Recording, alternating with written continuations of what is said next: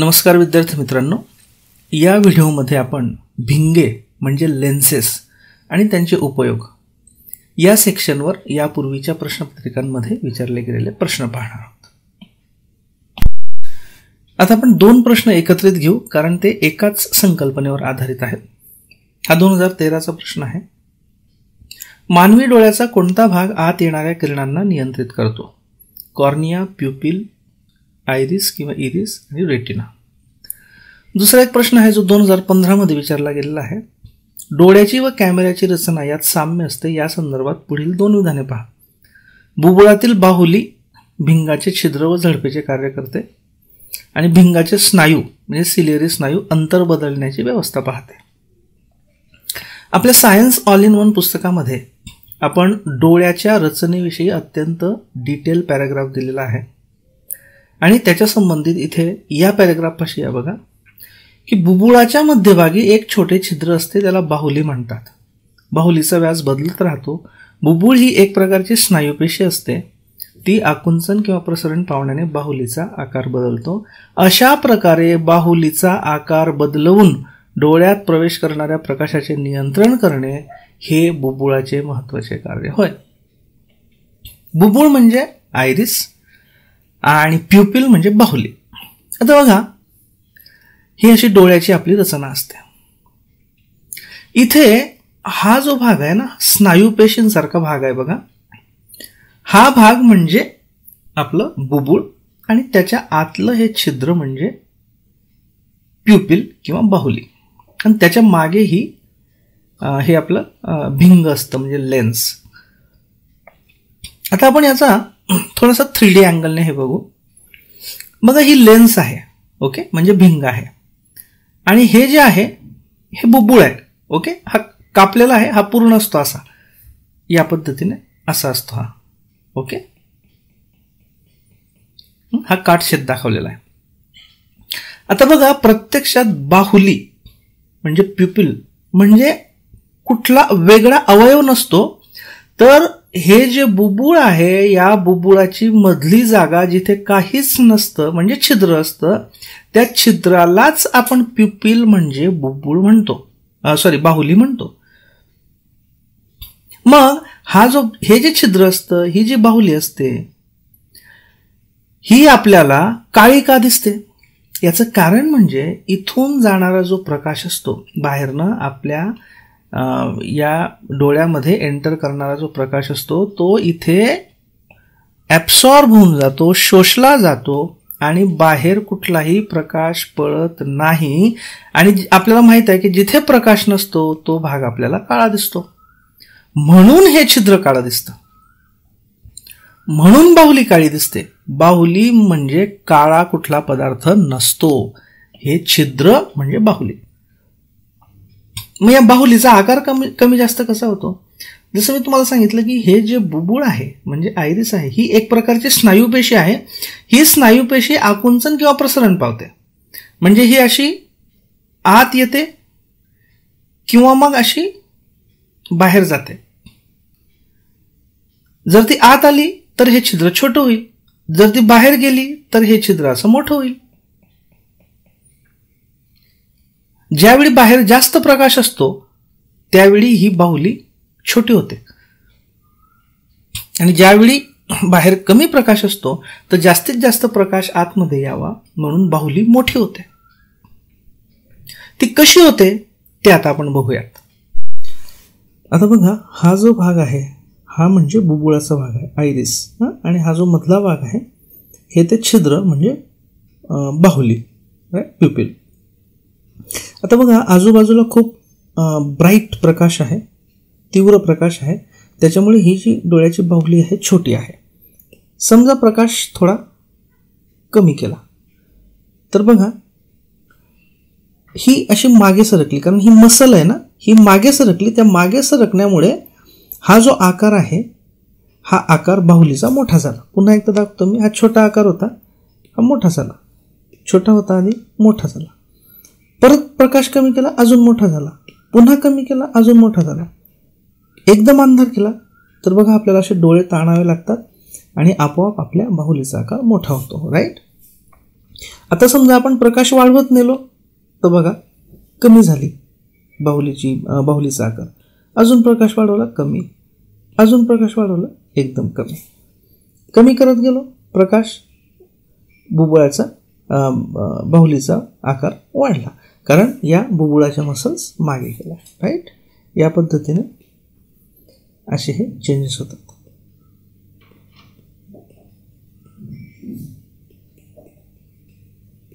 Okay, ठीक आहे. आता याच्यावरनं तुमच्या लक्षात आलं असेल की प्रत्यक्षामध्ये हे जे बुबुळ आहे, बुबुळाचा आकार कमी जास्त झाल्यामुळे बाहुलीचा आकार कमी जास्त होतो. बुबुळाचं आकुंचन प्रसरण पावल्यामुळे बाहुलीचा आकार कमी जास्त होतो आणि त्याच्याने प्रकाशाचं नियंत्रण होतं. ओके, ठीक आहे. आता आपण प्रश्न बघूयात. मानवी डोळ्याचा कोणता भाग आत येणाऱ्या किरणांना नियंत्रित करतो?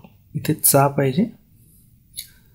तर आपण बघितलं कॉर्नियाचा तर काही संबंध नाही. कॉर्निया म्हणजे हा बाहेरचा भाग असतो बघा, सगळ्यात बाहेरचा. हा बघा, हा बरोबर, त्याचा काही संबंध नाही. आयरिस, रेटिना का प्युपिल? ओके, तर बऱ्याचदा या दोघांमध्ये कन्फ्युजन होऊ शकतं. पण जसं तुम्हाला सांगितलं मी की प्युपिलमध्ये प्रत्यक्षात प्युपिल म्हणजे काहीच नसतं.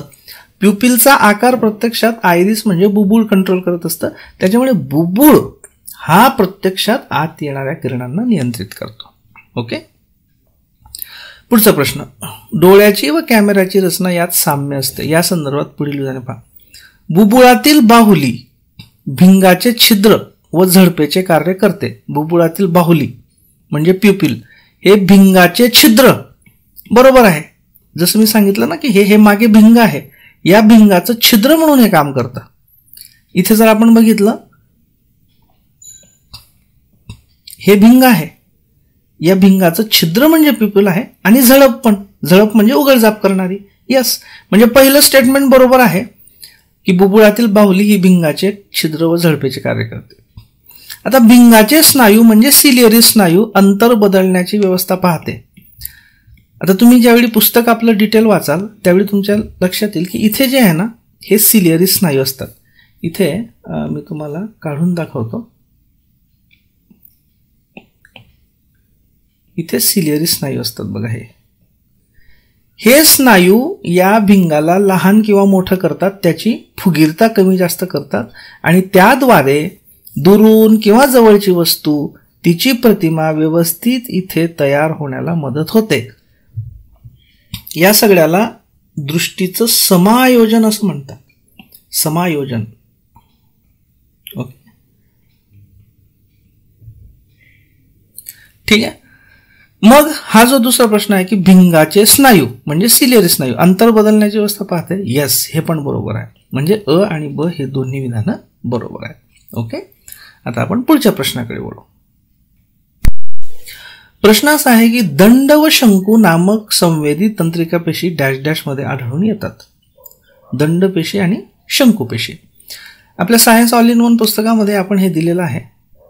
दंड पेशी किंवा दंडाकार पेशी म्हणजे रॉड सेल्स आणि शंक्वाकार किंवा शंकू पेशी म्हणजे कोन सेल्स. आता आपला जो डोळ्यातला जो रेटिना हा भाग असतो म्हणजे कुठला? हा भाग, हा रेटिना. ओके, हा जो दिसतोय ना हे लेअर म्हणजे रेटिना. इथे दाखवलेलं आहे बघा. हे 3 लेयर्स दाखवलेत. हे एक, हे एक, हे एक. हे सगळ्यात आतलं जे लेअर आहे ते म्हणजे रेटिना. या रेटिनाचा क्रॉस सेक्शन जर आपण बघितला तर त्याच्यामध्ये अशा वेगवेगळ्या पेशी असतात ज्या दंडासारख्या दिसतात म्हणजे रॉड सारख्या दिसतात. यांना म्हणतात रॉड पेशी किंवा दंडपेशी किंवा दंडाकार पेशी. आणि ज्या कोनासारख्या दिसतात या कोनासारख्या दिसतात म्हणून यांना म्हणतात कोन सेल्स किंवा कोनाकार पेशी किंवा शंकू पेशी. शंकूसारख्या दिसतात. ओके, आता आपल्या पुस्तकामध्ये आपण दंडाकार पेशी शंक्वाकार पेशी यांच्या संबंधी अत्यंत डिटेल दिलेलं आहे. या ज्या दंडाकार पेशी असतात त्यांच्यामध्ये प्रकाशाच्या तीव्रतेची संवेदना असते आणि त्याच्यामुळे अंधुक प्रकाशाला सुद्धा दंडाकार पेशी प्रतिसाद देतात. म्हणजे काय लक्षात ठेवा बघा, हे जर चित्र तुम्ही लक्षात ठेवलं, कसं असतं की आपली पिक्टोरल मेमरी असते, म्हणजे आपल्याला पिक्चर आठवतं, म्हणजे इमेज आठवते. तर या शंक्वाकार ज्या पेशी आहेत ना, या कलरमध्ये आहेत, हे तुमच्या मेंदूमध्ये कुठेतरी रजिस्टर होईल. त्यामुळे लक्षात ठेवा की ज्या शंकू पेशी असतात त्या रंगीत आणि ज्या दंडाकार पेशी आहेत त्या एकाच कलरमध्ये, हे जर तुम्ही लक्षात ठेवलं तर तुमच्या लक्षात येईल की मग दंडाकार पेशी या फक्त प्रकाशाच्या संवेदनाशी संबंधित असतात. म्हणजे त्याच्यामुळे आपल्याला अंधुक प्रकाशामध्ये सुद्धा स्पष्ट दिसतं. ओके. आणि ज्या शंकाकार पेशी आहेत, शंकू पेशी आहेत, कोन सेल्स आहेत, त्या इष्टमन कलर आहेत, वेगवेगळ्या कलरच्या आहेत. त्याच्यावरनं लक्षात ठेवायचं की शंकू पेशींना रंगांची संवेदना असते. शंकू पेशींना रंगांची संवेदना असते. आणि शंकू पेशींमुळे आपल्याला तीव्र प्रकाशामध्येही स्पष्ट दिसतं आणि रंगांच्या संवेदनाची जाणीव होते. आणि म्हणून जर शंकू पेशी नसतील किंवा खराब झाल्या किंवा कमी झाल्या तर रंगांधळेपणा निर्माण होतो. म्हणजे काय, आपल्याला रंगांधळेपणा म्हणजे रंग वेगवेगळे स्पष्टपणे दिसत नाहीत, ओळखता येत नाहीत. आणि दंडपेशींना काही प्रॉब्लेम झाला तर आपल्याला अंधुक प्रकाशामध्ये व्यवस्थित दिसणार नाही. त्यामुळे दोन गोष्टी लक्षात ठेवायच्या. दंडपेशी म्हणजे रॉड सेल्स, याच्यात काय, याचं इम्पॉर्टन्स काय की अंधुक प्रकाशात स्पष्ट दिसतं किंवा व्यवस्थित दिसतं, कारण त्या अंधुक प्रकाशाला सुद्धा प्रतिसाद देतात. त्यांच्यामध्ये प्रकाशाची जाणीव, संवेदना तीव्र असते. आणि ज्या कोनपेशी असतात किंवा शंकुपेशी असतात म्हणजे कोन सेल्स, त्यांच्या दोन गोष्टी की तीव्र प्रकाशात पण स्पष्ट दिसतं, व्यवस्थित दिसतं.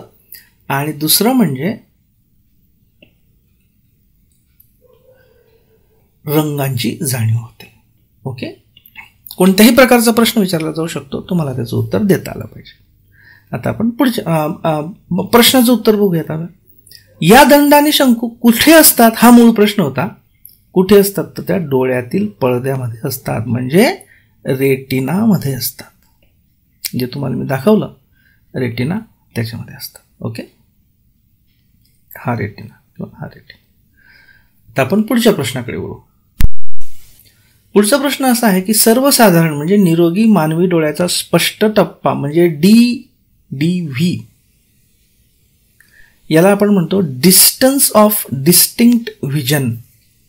डिस्टन्स ऑफ डिस्टिंक्ट व्हिजन म्हणजे स्पष्टतेचा टप्पा. आपल्या पुस्तकामध्ये आपण हे वेगवेगळे टप्पे काय असतात ते दिलेलं आहे. यात असं म्हटलेलं आहे की खूप जवळच्या वस्तू आपल्याला स्पष्ट दिसत नाही, डोळ्यांवर ताण पडतो.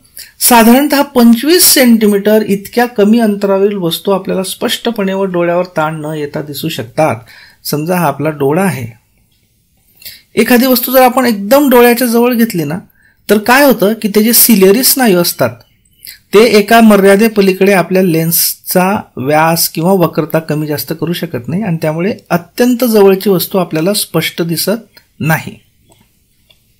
पण हीच वस्तू साधारणतः जर अशी दूर दूर नेत गेली तर साधारणतः 25 सेंटीमीटर अंतरावर जर ती नेली तर आपल्याला ती व्यवस्थित स्पष्ट दिसायला लागते. म्हणजे कुठलीही वस्तू जर व्यवस्थित स्पष्ट दिसायची असेल तर ती कमीत कमी 25 सेंटीमीटर अंतरावर पाहिजे. या कमीत कमी 25 सेंटीमीटरच्या अंतराला म्हणतात list distance of distinct vision किंवा डिस्टन्स ऑफ डिस्टिंक्ट व्हिजन. त्याला मराठीमध्ये म्हणतात सुस्पष्ट दृष्टीचे लघुत्तम अंतर. आणि दूरची जर म्हटली तर आपल्याला कितीही अंतरावर जी वस्तू दिसू शकते, त्याच्यामुळे तो जो farthest distance of distinct vision आहे ते इन्फिनिटी असतं, अनंत असतं. आपल्याला अगदी चंद्रही दिसतो, सूर्यही दिसतो, तारेही दिसतात. ओके. जर त्यांचा प्रकाश आपल्यापर्यंत पोहोचला तर. ठीक. तर या प्रश्नाचं उत्तर काय, आपलं DDV किती असतो, 25 सेंटीमीटर. ओके. आता पुढच्या प्रश्नाकडे वळूया आपण. आता पुढचे दोन प्रश्न हे एकाच कन्सेप्टवर आधारित आहेत. हा प्रश्न असा आहे की कोणता नेत्रदोष हा नेत्रगोल म्हणजे आयबॉल काहीसे लांबट होण्यामुळे उद्भवतो. लांबट. ओके. पुढचा प्रश्न असा आहे की खालीलपैकी कोणती विधाने बरोबर आहेत? दूरदृष्टी दोष हा बहिर्वक्र भिंगाचा वापर करून दूर करता येतो वगैरे वगैरे. हे 4 वेगवेगळे पर्याय दिलेले आहेत. आता आपण आपल्या पुस्तकामध्ये या दोन दोष दिलेले आहेत, त्यांच्या आकृत्या दिलेल्या आहेत, या व्यवस्थित लक्षात ठेवायच्या. एक लक्षात ठेवायचं, कन्फ्युजन मुलांचं होऊ शकतं. निकटदृष्टिता म्हणजे लक्षात ठेवायचं की निकटच्या गोष्टी दिसतात, म्हणजे निकट दृष्टिता म्हणजे निकटच्या गोष्टी दृष्टीला पडतात असं लक्षात ठेवायचं. मग निकट दृष्टिता दोष म्हणजे काय? कन्फ्युजन असं होऊ शकतं की निकटच्या गोष्टी दिसत नाहीत. नाही, निकट दृष्टिता म्हणजे निकटच्या दिसतात म्हणजे दूरच्या दिसत नाही. दूरदृष्टिता म्हणजे दूरच्या दिसतात म्हणजे जवळच्या दिसत नाही. ओके. आता निकट दृष्टिता कधी निर्माण होतो? जेव्हा आपलं भिंग हे लांबट होतं, म्हणजे असं. म्हणजे समजा ओरिजिनल आपला नेत्रगोल असा आहे, तर तो जर असा लांबट झाला तर निकट दृष्टीचा हा दोष निर्माण होतो. आणि त्याला जर करेक्शन करायचं असेल तर अंतर्वक्र किंवा अंतर्गोल भिंग वापरावं लागतं. हे लांबट झाल्यामुळे हे जे लांबट झाल्यामुळे काय होतं की प्रतिमा इथे तयार न होता व्यवस्थित अलीकडेच तयार होऊन जाते. मग आपण अंतर्गोल भिंग आपल्याला माहित आहे की अपसारी भिंग आहे, म्हणजे ते त्याच्यावर पडणाऱ्या किरणांना दूर घेऊन जातं. इकडे बघा, हे इकडे मग हे आधी दूर घेऊन जातात, मग दुरून एकत्र येतात, तर बरोबर इथे रेटिनावर तयार होतात. ओके. मग हे नी ला अ असं लक्षात ठेवायचं. नी म्हणजे निकट दृष्टिता, ला म्हणजे लांबट झाल्यामुळे तयार होतो हा दोष, आणि अ म्हणजे अंतर्वक्र भिंगाचा वापर करून दूर होतं. दूरदृष्टितेमध्ये काय होतं की हे भिंग आपला नेत्रगोल उभट होतो. उभट म्हणजे समजा ओरिजिनल नेत्रगोल असा होता, तर त्याच्याऐवजी तो काय झाला, असा उभट झाला, वरती खाली असा उभट हे झाला. त्यामुळे काय होतं की ही जी प्रतिमा आहे ही इथे तयार न होता मागे तयार होते, त्यामुळे आपल्याला स्पष्ट दिसत नाही. याच्या निवारणासाठी बहिर्गोल भिंग वापरतात. बहिर्गोल भिंग हे अभिसारी भिंग आहे, म्हणजे कॉन्व्हर्जिंग भिंग आहे, म्हणजे ते किरणांना जवळ आणतं. मग असं जवळ आणतं आणि त्याच्यामुळे ही जी दूर प्रतिमा तयार होत होती ती आधीच व्यवस्थित रेटिनावर तयार होते. मग याच्यामध्ये ब लक्षात ठेवायचं. दूरदृष्टिता नेत्रगोल उभट झाल्यामुळे तयार होतो आणि बहिर्वक्र भिंगाने तो दूर होतो. दूरदृष्टिता उभट नेत्रगोल बहिर्वक्र भिंग, निकटदृष्टिता लांबट भिंग नेत्रगोल अंतर्वक्र भिंग. ओके. आता बघा, नेत्रगोल लांबट झाल्यामुळे कोणता दोष येतो आपल्याला काय माहित आहे? नी ला अ. तर लांबटवाल्याला कोणता दोष आहे? निकटदृष्टिता. सिंपल. आता दूरदृष्टी हा बहिर्वक्र भिंग वापरून दूर करता येतो. आधी आपण दोन्ही शब्द लिहून घेऊ. नी ला अ, दू उ ब. आता दूरदृष्टी बहिर्वक्र भिंग वापरून दूर करता येतो. बरोबर. लघुदृष्टी दोष, लघु म्हणजेच निकटदृष्टिता, बहिर्वक्र भिंग वापरून दूर करता येतो का? लघुदृष्टिता म्हणजे निकटदृष्टिता, त्यासाठी कोणता लागतो? अंतर्वक्र लागतो, म्हणजे हे बरोबर नाही. दूरदृष्टी दोष हा अंतर्वक्र भिंग वापरून, दूरदृष्टीला कोणतं लागतं? बहिर्वक्र, म्हणजे हे रॉंग. लघुदृष्टी दोष हा अंतर्वक्र भिंग वापरून दूर करता येतो. लघु म्हणजे निकटसाठी अ म्हणजे अंतर्वक्र लागतं, बरोबर. ओके. म्हणजे थोडक्यात काय, अ आणि ड बरोबर आहेत. इथे बहुधा माझ्याकडनं चौथा पर्याय द्यायचा राहिला. अ बरोबर आणि ड बरोबर. ओके. तर हे 2 पर्याय बरोबर आहेत. थोडक्यात काय, तुम्ही नी ला अ आणि दू उ ब हे 2 जर लक्षात ठेवले तर याच्यावर येणारा कुठलाही प्रश्न तुम्हाला व्यवस्थित अटेम्प्ट करता येईल. आता आपण पुढच्या प्रश्नाकडे वळू.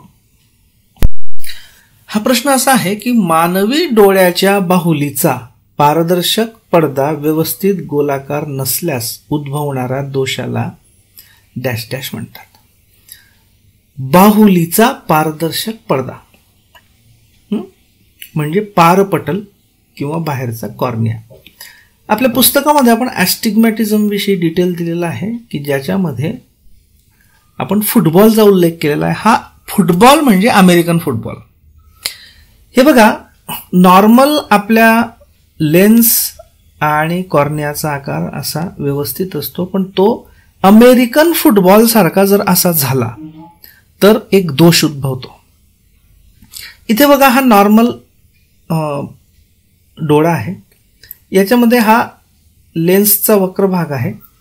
इथे मी तुम्हाला दाखवतो, असा हा लेन्सचा वक्र भाग आहे आणि हा बाहेरच्या कॉर्नियाचा पारपटलाचा वक्र भाग आहे. आणि हे दोघं साधारणतः एकमेकांना व्यवस्थित मॅच होत आहेत.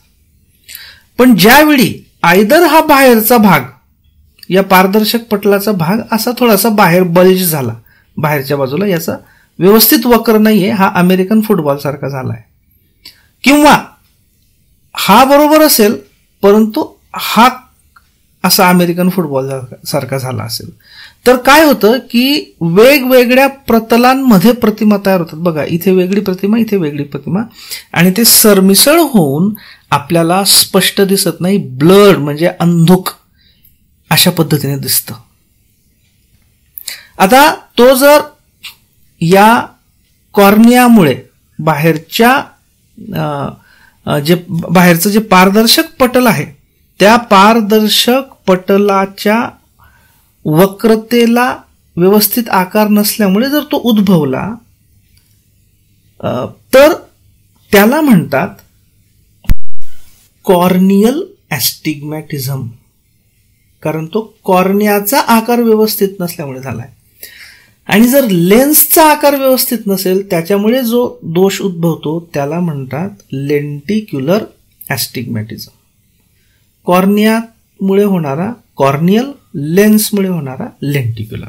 ओके, मग याचं उत्तर काय आहे की बाहुलीचा पारदर्शक पडदा व्यवस्थित गोलाकार नसल्यास उद्भवणाऱ्या दोषाला ॲस्टिग्मॅटिझम म्हणतात. ओके, ठीक आहे. आता आपण पुढच्या प्रश्नाकडे वळू. हा फॅक्च्युअल प्रश्न आहे की चष्म्याचे भिंग डॅश डॅश पासून बनवतात, फ्लिंट काच. त्याच्यामुळे याच्यावर फारसं डिस्कशन करण्याची गरज नाही. पुढचा प्रश्न आहे की न्यूटनच्या रंगांच्या तबकडीचा प्रयोग डॅश डॅश तत्वावर आधारलेला आहे. न्यूटनच्या रंगांच्या तबकडीचा प्रयोग. आपल्या सायन्स ऑल इन वन पुस्तकामध्ये दृष्टी सातत्य म्हणजे परसिस्टन्स ऑफ व्हिजन याच्याविषयी आपण डिटेल दिलेला आहे. कुठलीही वस्तू आपल्या डोळ्यासमोर असते तोपर्यंत तिची प्रतिमा दृष्टीपटलावर राहते आणि आपल्याला वस्तू दिसते. पण वस्तू जर डोळ्यासमोरनं हटवली तर लगेच तिची संवेदना नष्ट होत नाही, तर 1/16 एवढ्या सेकंदापर्यंत आपल्याला ती वस्तू दिसत राहते, अतिशय छोट्या वेळेसाठी. म्हणजे ती वस्तू सातत्याने दिसते 1/16 सेकंदा एवढी, म्हणजे सेकंदाच्या 16व्या भागा एवढी. याला म्हणतात दृष्टी सातत्य. याच्यामध्ये आपण एक्झाम्पल दिलं बघा, पुठ्ठ्याच्या एका बाजूला पोपट आणि दुसऱ्या बाजूला पिंजरा काढला आणि पुठ्ठा जर वेगाने गोलाक्षाभोवती फिरवला तर 1/16 सेकंदाच्या आत दोन्ही प्रतिमा दृष्टीपटलावर तयार होतात आणि त्याच्यामुळे दोन्ही प्रतिमा एकमेकात मिसळून आपल्याला पोपट पिंजऱ्यात असल्याचा भास होतो. तुम्ही हे प्रत्यक्षात करून बघा. ओके, आणि याच्यात आपण लिहिलंय की न्यूटनच्या रंगाच्या तबकडीचा म्हणजे कलर डिशच्या प्रयोगात ती गोल फिरवल्यावर सर्व रंग एकमेकात मिसळल्यासारख्या वाटून पांढरा रंग दिसतो. न्यूटनची तबकडी म्हणजे एक गोल तबकडी असते पुठ्ठ्याची, आणि त्या तबकडीवर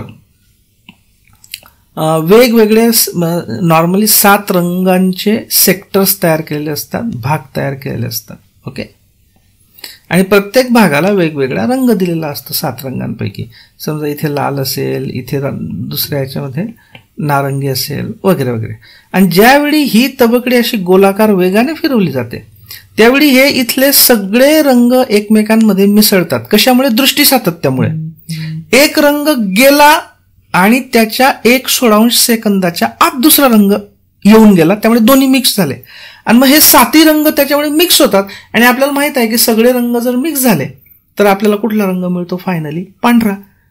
कारण पांढरा रंग हा मुळात 7 रंगांचं मिश्रण आहे. पण हे होतं कशामुळे? हे होतं दृष्टी सातत्यामुळे. ओके, ज्याला आपण म्हणतो परसिस्टन्स ऑफ विजन. ठीक आहे, तर हा जो तबकडीचा प्रयोग आहे हा परसिस्टन्स ऑफ विजन म्हणजे दृष्टी सातत्य या कन्सेप्टवर आधारलेला आहे. आता आपण पुढच्या प्रश्नाकडे वळू. हा प्रश्न असा आहे की दुर्बिणीसारख्या प्रकाशीय उपकरणातील क्षेत्रभिंग व नेत्रभिंग, क्षेत्रभिंग म्हणजे ऑब्जेक्ट लेन्स, नेत्रभिंग म्हणजे आय लेन्स, यांच्या जोडणीतून काय आकारते? हे बघा, इथे 2 दूरदर्शक आपल्या पुस्तकामध्ये दिलेले आहेत.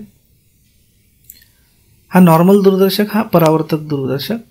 तर याच्यामध्ये हा पदार्थभिंग म्हणजे क्षेत्रभिंग आणि आयपीस नेत्रिका किंवा नेत्रभिंग. तर हा जो पदार्थभिंग असतो बघा, पदार्थभिंगाचे नाभी अंतर जास्त असल्याने आणि तो मोठा असल्याने दूरच्या वस्तूकडून येणारा जास्तीत जास्त प्रकाश एकवटायला मदत होते. बघा, हे दूरवरून अनंत अंतरावरून येणारे किरण आहेत, ही एकवटायला मदत होते आणि त्याच्यामुळे दूरच्या वस्तूची छोटी उलटी प्रतिमा तयार होते. ही बघा इथे तयार झाली. ही दूरची वस्तू आपल्याला माहित नाही, ती खूप दूर आहे, तिची छोटी प्रतिमा इथे तयार झाली उलटी. मग ही प्रतिमा जी असते ना ती नेत्रिकेसाठी पदार्थ म्हणून काम करते. ही जी नेत्रिका, या नेत्रिकेवर पदार्थापासून जे डायरेक्ट किरण येत नाहीयेत, या क्षेत्रभिंगाने ही किरण एकवटली दूरच्या वस्तूकडून येणारी, तिची एक उलटी छोटी प्रतिमा तयार केली. ही छोटी प्रतिमा नेत्रिकेसाठी पदार्थ म्हणून काम करते, आभासी का असे ना, आणि मग याची मोठी प्रतिमा इकडे तयार होते. ओके, ही प्रतिमा नेत्रिकेसाठी पदार्थ म्हणून काम करते. क्षेत्रभिंग आणि नेत्रभिंग एकत्रितपणे त्याच्यामुळे कंपाऊंड आयपीस तयार करतात. ओके, म्हणजे या दोघांचं मिळून एक आयपीस तयार होतं. कारण हे जे आहे ना हे वेगळं काही काम करत नाही, फक्त किरणांना एकवटून छोटीशी प्रतिमा निर्माण करते. ओके, सो कंपाऊंड आयपीस तयार करते, हे त्याचं उत्तर आहे. पुढच्या प्रश्नाकडे वळूया. प्रश्न असा आहे की photo electric effect is dash dash. हा स्टाफ सिलेक्शन कमिशन मध्ये विचारला गेलेला प्रश्न आहे. फोटो इलेक्ट्रिक परिणाम हा कसा आहे? Delayed process, emission of protons, emission of neutrons आणि इन्स्टंटेनियस प्रोसेस. आपल्या पुस्तकामध्ये सायन्स ऑल इन वन मध्ये फोटो इलेक्ट्रिक परिणामावर एक डिटेल नोट आहे आणि आकृती पण आहे. याच्यात आपण लिहिलं की फोटो इलेक्ट्रिक परिणाम हा तात्काळ दिसणारा इन्स्टंटेनियस परिणाम असतो. ज्या क्षणी या फोटो इलेक्ट्रिक मटेरियलवर किरण पडला त्याच क्षणी हे इलेक्ट्रॉन्स इमिट होतात, म्हणजे हा इन्स्टंटेनियस परिणाम आहे. ओके, डिलेड म्हणजे उशिराने येणारा नाही. इमिशन ऑफ प्रोटॉन्स आहेत का? नाही. इमिशन ऑफ इलेक्ट्रॉन्स आहे. राईट. इमिशन ऑफ न्यूट्रॉन्स आहे का? नाही. इमिशन ऑफ इलेक्ट्रॉन्स आहे. ओके, त्याच्यामुळे हा पहिलं योग्य उत्तर आहे. पुढचा प्रश्न बघा. 10 सेंटीमीटर नाभी अंतर असलेली 2 भिंगे एकमेकांपासून 10 सेंटीमीटर अंतरावर ठेवली तर त्यांच्या संयोगी भिंगाचा भिंगांक म्हणजे पॉवर किती असेल? आपल्या पुस्तकामध्ये आपण भिंगांचा संयोग असं एक सेपरेट टॉपिक दिलेला आहे आणि त्याच्यामध्ये 2 गोष्टी कव्हर केल्यात आपण. जर 2 भिंग घेतली आणि ती परस्परांना स्पर्श करून ठेवली म्हणजे एकमेकांना चिकटवून ठेवली तर त्याची सूत्र काय? आणि ती 2 भिंग घेतली आणि ती डी एवढ्या अंतरावर ठेवली, अशी एवढी डी अंतर, तर त्याचं सूत्र काय हे दिलेलं आहे. आणि हे सूत्र तुम्हाला अगदी पाठच पाहिजे. आणि इथे आपण एक एक्झाम्पल पण पुस्तकामध्ये सोडून दाखवलेलं आहे बघा. ओके, एनिवेज सूत्र असं आहे, जर 2 भिंग असतील आणि ती डी इतक्या अंतरावर ठेवलेली असतील, इथे बघा प्रश्नामध्ये 10 सेंटीमीटर अंतर दिलेलं आहे, म्हणजे डी अंतरावर हे आपल्याला सूत्र वापरावं लागेल. सूत्र काय आहे? F1 into F2 divided by F1 plus F2 minus D. हा असेल त्याचा फोकस. हा असेल फोकस. ठीक आहे. मग F1 म्हणजे पहिल्या भिंगाचं नाभी अंतर किती आहे? 10 सेंटीमीटर. F2 म्हणजे दुसऱ्या भिंगाचं नाभी अंतर, ते पण किती आहे? 10 सेंटीमीटर. दोघांचे 10 सेंटीमीटर आहेत. आणि डी दोघं भिंगांमधलं अंतर किती आहे? ते पण 10 सेंटीमीटर. सूत्र काय आपलं, F1 F2 divided by F1 plus F2 minus D is equal to, हे इथे सूत्र दिलेलं आहे बघा, F1 गुणिले F2 म्हणजे 10 गुणिले 10 भागिले F1 10 अधिक F2 10 वजा D पण किती 10. ओके, बरोबर. याचं उत्तर काय, 10 10 100 डिवायडेड बाय हे 10 आणि वजा 10 शून्य झाले म्हणजे खालीवरला फक्त 10. So that is equal to 100 भागिले 10 म्हणजे किती 10. राईट. आता लक्षात घ्या की हे 10 सेंटीमीटर आहे. ओके, म्हणजे जो F आहे तो किती आला, 10 सेंटीमीटर आला. आपल्याला काढायचं आहे भिंगांक. भिंगांक म्हणजे आपल्याला माहिती आहे की 1/f, बरोबर, 1/f. पण 1/f इन मीटर. ऑलवेज लक्षात ठेवा, भिंगांकाचं सूत्र लिहिताना आहे ना, हा m विसरायचा नाही. F कंसात m म्हणजे F हा मीटर मध्येच असला पाहिजे. नाही तर तुम्ही 1/10 कराल, उत्तर चुकीचं येईल, कारण हा 10 मीटर मध्ये नाही, सेंटीमीटर मध्ये. मग आपल्याला 10 सेंटीमीटरचे आधी मीटर मध्ये करावे लागतील. सेंटीमीटरचं मीटर मध्ये करण्यासाठी आपण 100 ने भागतो. 10 भागिले 100 म्हणजे 0.1. म्हणजे याचा भिंगांक बरोबर 1/0.1 म्हणजे 1/1/10 म्हणजेच 10 डायऑप्टर. ओके, लक्षात ठेवा 10 डायऑप्टर म्हणजे हे उत्तर आहे. ओके, याच्यात महत्वाची गोष्ट लक्षात ठेवायची की एकतर सुरुवातीलाच नाही तर हे सेंटीमीटरचं मीटरमध्ये करून घ्या आणि मग याला उलटा करा. नाही तर मग जर सेंटीमीटरमध्ये सगळं घेतलं असेल तर एफची व्हॅल्यू सेंटीमीटर आल्यानंतर भिंगांक काढताना या सेंटीमीटरला आधी मीटरमध्ये करा. भिंगांकाच्या सूत्रामध्ये खाली एफ हा मीटरमध्येच असला पाहिजे, तर उत्तर येईल ते डायऑप्टरमध्ये. ओके, आता पुढचा प्रश्न असा आहे की +4 मीटर आणि -2 मीटर एवढी नाभी अंतरे असलेले दोन पातळ भिंगे एकमेकांना स्पर्श करून ठेवले. इथे आता स्पर्श करून ठेवलेले, तर त्यांच्या संयोगी भिंगांचे नाभी अंतर किती. इथे नाभी अंतर विचारलंय बघा, इथे भिंगांक विचारलेला नाही, डायरेक्ट नाभी अंतरच विचारलेलं आहे. ओके, मागच्या प्रश्नात आपल्याला भिंगांक विचारलेला होता बघा. ओके, ठीक आहे. एनिवे, आपण बघितलं की जेव्हा परस्परांना स्पर्श करून ठेवलेले असतील तर त्याचं नाभी अंतराचं सूत्र आहे F1 F2 divided by F1 plus F2. Okay, इथे F1 किती आहे, +4 मीटर. F2 किती आहे, -2 मीटर. आपलं सूत्र काय, F ते एकमेकांना चिकटून आहेत, स्पर्श करून आहेत, त्यासाठी सूत्र आहे F1 F2 divided by F1 plus F2. F1 किती 4 +4, F2 किती -2 डिवायडेड बाय F1 किती +4. एक मिनिट, हा गुणाकार आहे लक्षात घ्या, नाही तर मग ते चुकेल उत्तर आपलं. हा F1 +4 plus F2 -2. Okay, is equal to, आता +4 गुणिले -2, गुणाकारामध्ये जर चिन्ह वेगवेगळी असली तर मायनस चिन्ह येतं आणि 4 2 8. खाली +4 - 2 म्हणजे 4 - 2 म्हणजे 2. -8 डिवायडेड बाय 2 म्हणजे -4. -4 मीटर. मीटर का, कारण हे ओरिजिनल पण मीटरमध्येच होते. हे -4 मीटर काय आलं, संयोगी भिंगाचं नाभी अंतर आलं आणि आपल्याला तेच विचारलेलं आहे म्हणजे उत्तर -4 मीटर आहे. इथे जर भिंगांक विचारला असता तर भिंगांकाचं सूत्र काय, 1/f कंसात m विसरू नका, मीटरमध्ये पाहिजे, म्हणजे इज इक्वल टू 1/f मीटरमध्ये -4, बरोबर, मीटरमध्येच आहे. हा -4 म्हणजे -25 डायऑप्टर एवढं आलं असतं ते. ओके, पण ते आपल्याला विचारलेलं नाही, नाभी अंतर विचारलेलं आहे, त्याचं उत्तर हे आहे. पुढचा प्रश्न आपण घेऊया. ज्या व्यक्तीचे सुस्पष्ट दृष्टीचे लघुत्तम अंतर 50 सेंटीमीटर आहे, इथे सेंटीमीटर राहिलंय, सेंटीमीटर आहे, अशा व्यक्तीच्या चष्म्याच्या भिंगाचे नाभी अंतर किती असेल. आता बघा, सुस्पष्ट दृष्टीचं लघुत्तम अंतर ऍक्च्युली किती असतं, DDV distance of distinct vision. Normally आपण मागच्या एका प्रश्नात बघितलेलं आहे 25 सेंटीमीटर असतं, बरोबर.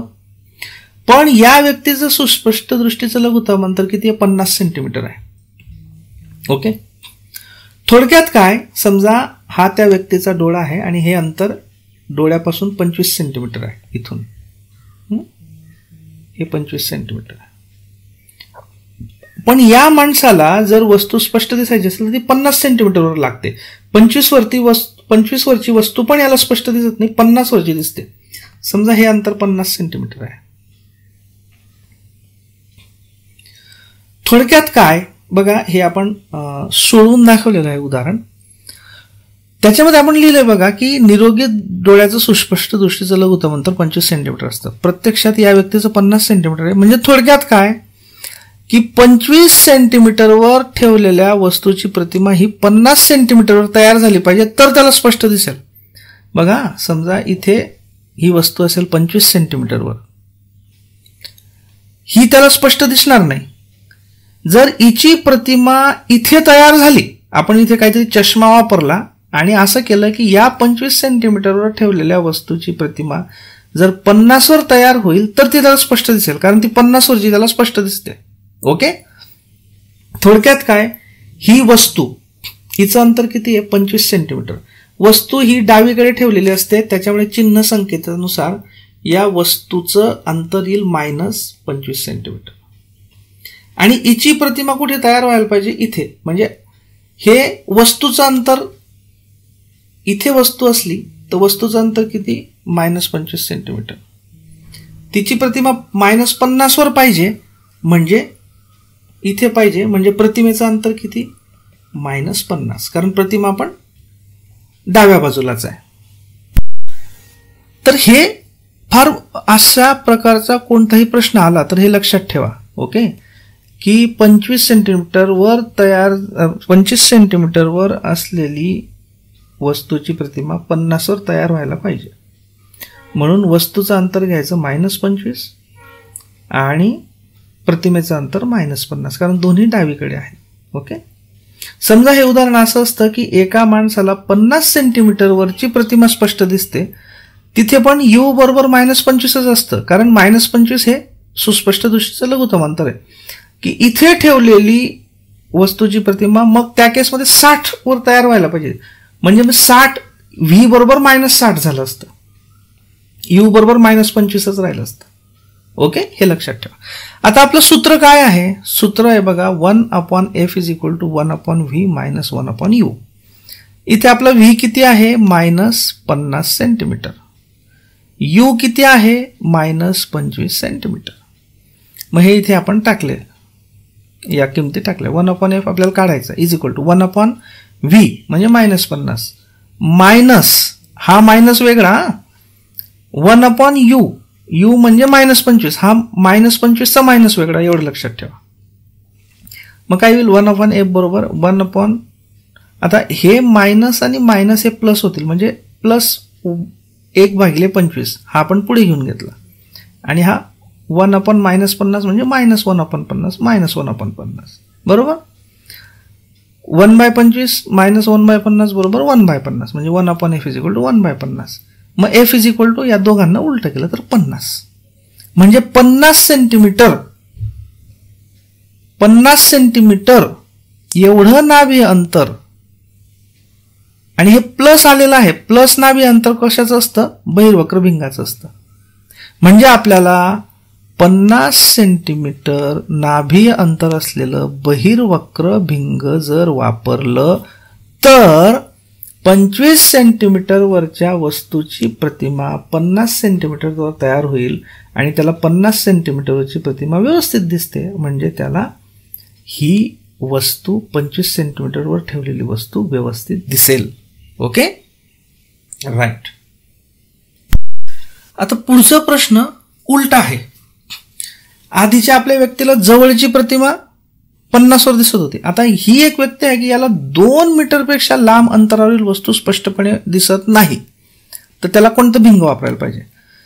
समजा ही ती व्यक्ती आहे, हे 2 मीटरचं अंतर आहे, 2 मीटर आहे इथे, सेंटीमीटर नाही. तर याला 2 मीटरच्या पलीकडचं काही दिसत नाही, म्हणजे इकडची कुठली वस्तू त्याला दिसणार नाही. मग इकडच्या कुठल्याही तू इकडची कुठलीही वस्तू जर त्याला दिसायची असेल तर त्या वस्तूची प्रतिमा 2 मीटरवर तयार व्हायला पाहिजे. ओके, म्हणजे थोडक्यात काय, कुठलीही अनंत अंतरावरची वस्तू, आता अनंत अंतरावरची वस्तू म्हणजे वस्तूचं अंतर किती, वस्तूचं अंतर अनंत म्हणजे इन्फिनिटी, मायनस चिन्ह का, कारण ती डावीकडे आहे म्हणून. हिची प्रतिमा कुठे तयार व्हायला पाहिजे, 2 मीटरवर, म्हणजे प्रतिमेचं अंतर किती, व्ही बरोबर 2 मीटर पण मायनस, कारण प्रतिमा डावीकडे आहे. ओके, मग हे व्ही बरोबर -2 मीटर आणि यू बरोबर -इन्फिनिटी हे आपण सूत्रामध्ये टाकू. हे आपल्या पुस्तकामध्ये सोडवून दिलेलं आहे. खरं तर सूत्र काय, 1/f = 1/v - 1/u. व्ही ची किंमत काय, -2 टाकली, हे मायनस चिन्ह सूत्रातलं, आणि यू ची -इन्फिनिटी तो वेगळा. 1/- आता 1/∞ बरोबर 0 असतो, हे लक्षात ठेवा. 1/∞ बरोबर 0 असतो, म्हणजे हा 0 झाला, म्हणजे मग -1/2. 1/f बरोबर -1/2, म्हणजे या दोघांना जर उलट केलं तर f = -2 मीटर. हे काय आलं, हे भिंगाचं नाभी अंतर आलं. Okay, focal length. आपल्याला शक्ती जर म्हटलं तर 1/f म्हणजे 1/-2 म्हणजे -0.5 डायऑप्टर, म्हणजे आपल्याला -0.5 डायऑप्टर एवढ्या शक्तीचा भिंग लागेल. आता पुढचा प्रश्न आहे, ज्याच्या प्रत्येक पृष्ठभागाची वक्रता त्रिज्या, okay, radius of curvature 50 centimetre आहे, अशा डबल बहिर्वक्र भिंग म्हणजे नॉर्मल बहिर्वक्र भिंग, याचं नाभी अंतर किती असेल, आणि त्यांनी दिलेलं की वक्रीभवन दर्शक म्हणजे काचेचा वक्रीभवन दर्शक म्हणजे रिफ्रॅक्टिव्ह इंडेक्स काचेचा +1.5 आहे. आता बघा, वक्रता हे आपण सोडवून दाखवलेलं आहे. नाभी अंतर बरोबर वक्रता त्रिज्या भागिले 2 हे सूत्र पक्क लक्षात ठेवायचं. वक्रता त्रिज्याच्या निमपट जो आकडा येतो तो म्हणजे नाभी अंतर असतं. ओके, या पातळ भिंगांसाठी हे सूत्र आहे. वक्रता त्रिज्या आपल्याला दिलेली आहे 50 सेंटीमीटर डिवायडेड बाय 2 म्हणजे 25 सेंटीमीटर, तर नाभी अंतर झालं त्याचं 25 सेंटीमीटर. इथे ही जी माहिती दिलेली आहे रिफ्रॅक्टिव्ह इंडेक्स 1.5 या माहितीचा उपयोग नाही, हे लक्षात ठेवा. ओके, आता पुढचा प्रश्न, एक 2576 ग्रॅम वजनाचा चेंडू आहे, त्याचा वेग 257 मीटर पर सेकंद आहे, तर त्याची तरंग लांबी म्हणजे काय, लॅम्बडा, आणि हा कॉन्स्टंट दिलेला आहे h, त्याची व्हॅल्यू दिलेली आहे. तरंग लांबी किती. आता बघा, डी ब्रॉय वेव्हलेंथ असा एक टॉपिक आपण आपल्या पुस्तकामध्ये कव्हर केलेला आहे की संवेग असणारा एखादा कण हा तरंगाप्रमाणे वागेल, त्या तरंगाची तरंग लांबी खालील सूत्राने देता येईल असं त्यांनी मत व्यक्त केलेलं होतं.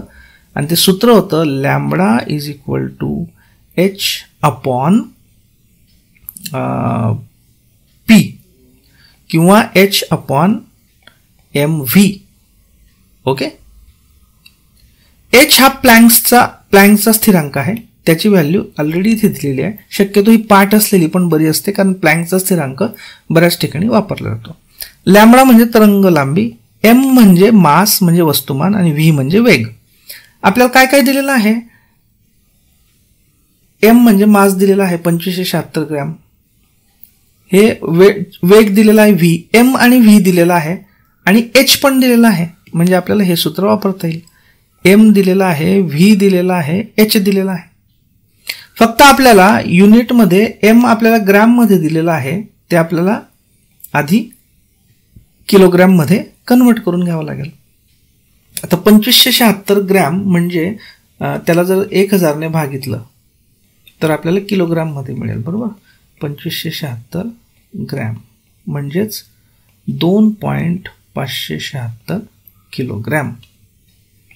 सो h/mv बरोबर 6.626 गुणिले 10⁻³ डिवायडेड बाय मास = 2.576. ओके, आणि v बरोबर 257 मीटर पर सेकंड, राईट. आता प्रश्न असा आहे की एवढं कॉम्प्लिकेटेड गणित सोडवायचं कसं? तर आपल्याला आधी पर्याय बघा. पर्यायामध्ये आपल्याला ॲक्युरेट आन्सर नको आहे, फक्त 10ची कितवी पॉवर हे पाहिजे, राईट? मग आपण काय करायचं, इथे रफली बघायचं. हे बघा 2.5, याचं 2.5 घेऊ आपण रफली. हे 257 आहे, रफली 250 घेऊ. म्हणजे 250 गुणिले 2.5, राईट? किती येईल हे? 2500, 25 पाचा 125, 25 दोन्ही 50 आणि 12 62, आणि इथे टिंब म्हणजे 625 आलं. ओके, सो वरती किती? 6.626 गुणिले 10⁻⁻34, ओके, डिवायडेड बाय 625 अंदाजे, बरोबर. आता आपण काय करू, इथे 662, इथे 625 आलं तर हे 1 होऊन जाईल रफली. मग आपण याला 1 आणि 2 इकडे घेऊ, म्हणजे हे 662 होऊन जाईल.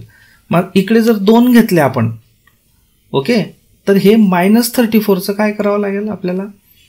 2 नाणे इकडे घेतोय म्हणजे आपण याला जर -34चं -36 करावं लागेल. 2 ने कमी वाढवावं लागेल. हे म्हणजे 662.6 गुणिले 10⁻⁻36 डिवायडेड बाय 625, राईट? याचा साधारणतः रफली 1 येऊन जाईल, म्हणजे 1 × 10⁻⁻36. तर रफली 10⁻⁻36च्या रेंजमध्ये यायला पाहिजे. तर 10⁻36च्या रेंजमध्ये इथे सगळ्यात जवळ हे दिसतंय 10⁻�35, आणि त्याच्यामुळे हे आन्सर आपण लिहू शकतो.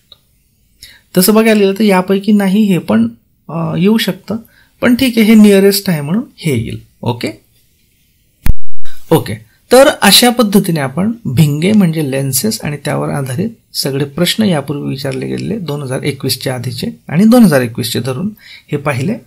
तुम्हाला काही शंका असतील किंवा व्हिडिओमध्ये काही अनावधानाने चूक झालेली असेल तर ती कॉमेंट सेक्शनमध्ये जरूर लिहा. Thank you very much.